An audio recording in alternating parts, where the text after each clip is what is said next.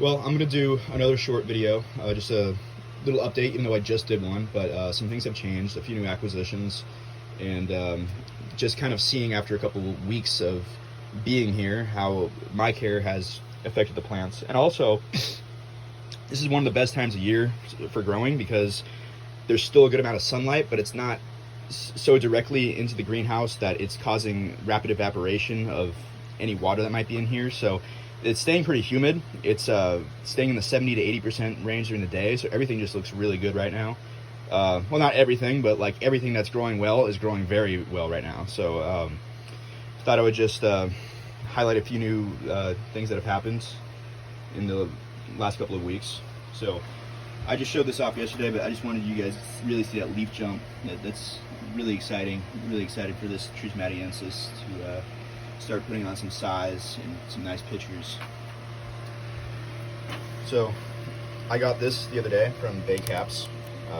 We had a plant show and sale, and I was able to get my hands on this Nepenthes enormous rooty cutting with an upper pitcher, and really excited about getting this one. I need to get some water in that pitcher. Maybe like it's getting a little dehydrated, but it's kept that pitcher for the last week, so it seems like it's settling in well. And you know, the color still looks good, and there's no damage to the leaves, and it looks like it's gonna settle in and do well here.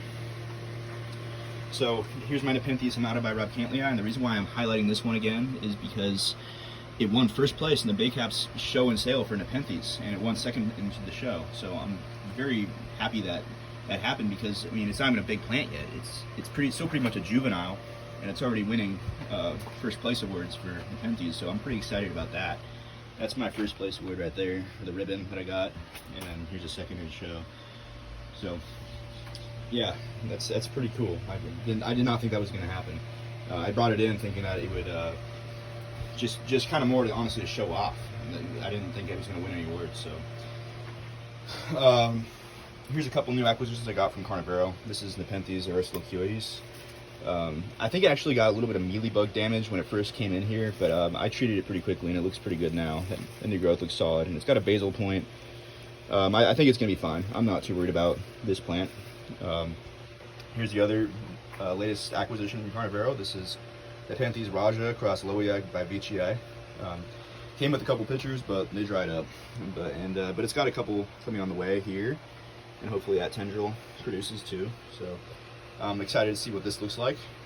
I noticed that all the clones look a little different. I've seen about 5 clones of this hybrid, and they all have different traits. So excited to see what mine will look like, especially as it gets bigger. Here's a Myra tuberosa, which is a new ant plant I just got. And what makes this plant pretty cool is that it has a symbiotic relationship with ants in the wild. And ants live in this codex right here.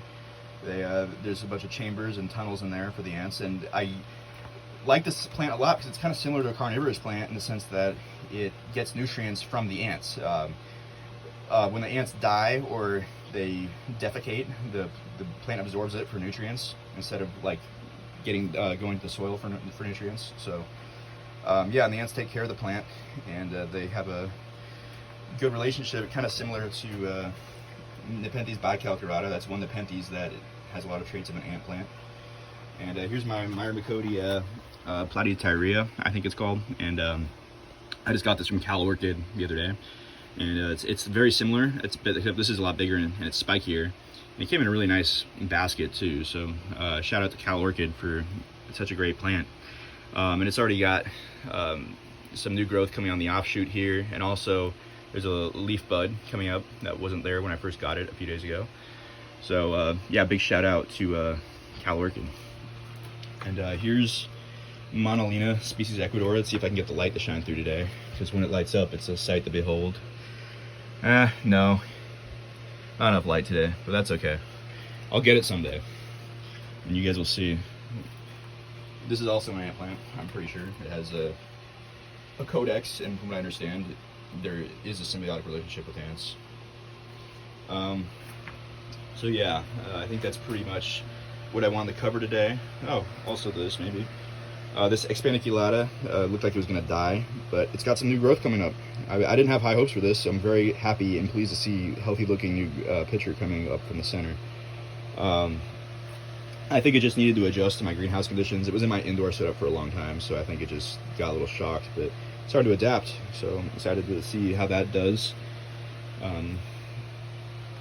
Yeah, so nice warm day in here, nice and humid. Just really good feeling to be in the greenhouse today.